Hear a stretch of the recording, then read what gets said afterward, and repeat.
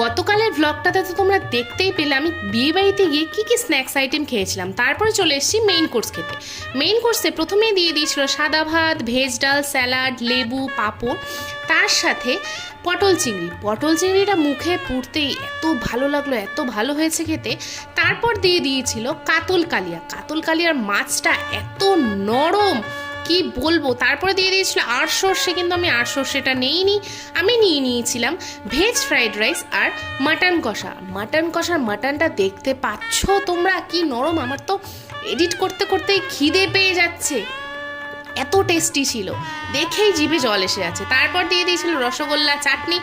রসগোল্লা যথাযথ মুখে পুড়তেই গলে গেল, এতটা নরম ছিল। তারপর দিয়ে দিয়েছিল সন্দেশ আর আইসক্রিম দিয়েছিল রাবড়ি ফ্লেভারের। মাঠটা দেখিয়ে দিচ্ছি কারণ আমার হাত এঁটো ছিল, আমি সেই জন্য খেতে পাচ্ছিলাম না, ভিডিও করছিলাম। সেই জন্য বাড়িতে আসার পথেই আমি আইসক্রিমটা খেয়ে নিলাম।